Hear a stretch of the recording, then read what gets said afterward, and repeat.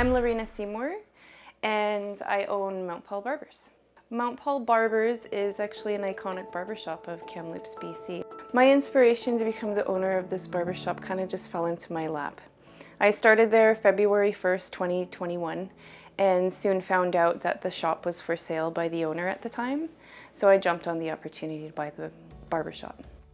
I had lived in Salt Spring for 5 years, and during that time I had chair rented off of a lady there and learned the business side of running a chair rental establishment. So I already had the background of knowing what it was like to rent off of a business owner, so I wanted to learn the role of management as well. What excites me about management is I get to make the shots on how I want the shop to be run. It excites me in a way that I get to wake up every morning and meet and greet the clients the way I see feel fit, like in a friendly, warm atmosphere. The uniqueness of the shop is that it is chair rent, and that, the barbers that I have on staff are responsible for their own micro business within my shop. I'm able just to focus on, the business side, how it's run.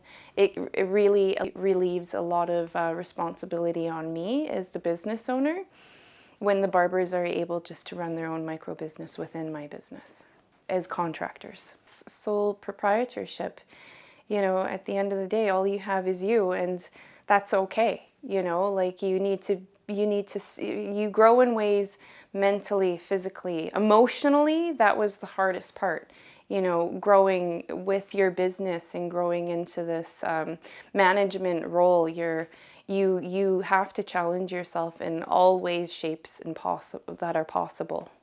At the beginning, I had to solely rely on myself on Monday, Thursdays to be at the shop by myself. So I learned how to, work with myself and solidly rely on myself, and realize that there's nobody else here to save the day. I have to save the day. And that's okay. Stepping into management role, I was really able to grow in that way. If I were able to rely on somebody else, then I wouldn't have learned the role of relying solely on myself. Probably the most challenging part is walking into a business and realizing, okay, there's so much that needs to be done. I asked myself, I was like, do I really want to do this? And then I rolled up my sleeves and I'm like, all right, it's getting done. And there were days when I was like painting after work, and I work from 9 till 6. So I'd be painting and, doing things in the shop to really start making it feel like mine, because that was the first and foremost, right, that needed to be done. And, we were still peeling off wallpaper at 3 a.m. in the morning, and then I would get up and, show up to work and start haircutting. So right at the beginning, it was a lot of work at first, but now I look back and I'm like, wow, like I did it. This is my shop now. It feels like my shop. You're always learning off of the people that you work with. You must, honestly, if you want to become the best at what you're doing, you need to be able to learn continuously how to do different techniques, whether it be online or if it's, one-on-one in person. If you have a spare moment, if I didn't have a client, I would be looking to see what my other barbers are doing in the shop.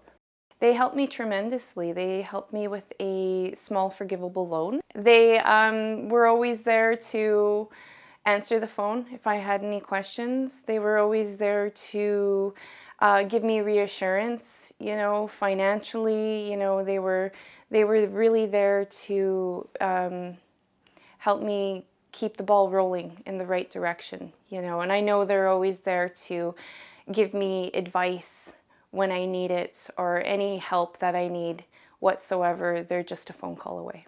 They were very reassuring that, a lot of people run their businesses that are far less qualified than you.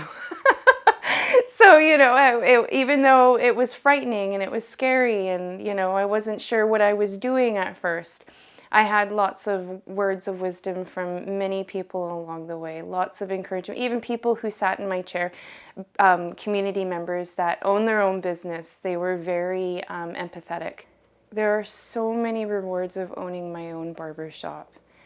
There's, you know, everything from the pride I get to have, you know, my children being an inspiration to them, letting, you know, them know that mom owns her own barbershop. And there has been so many community members coming up to me, letting me know how proud they are that a Tk'emlups, Secwepemc woman owns her own business on her own reserve.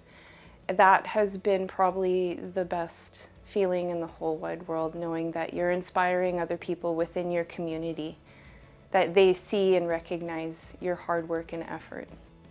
Just do it. There's nothing holding you back but yourself. Feel the fear, do it anyway. Follow your dream, follow your passion, you know, continue to build on your talents, your strengths. You'll go to work and it won't even feel like work. It'll feel like purpose more than anything. So I would say just chase your dream. Don't hold yourself back. The only person standing in your way is you.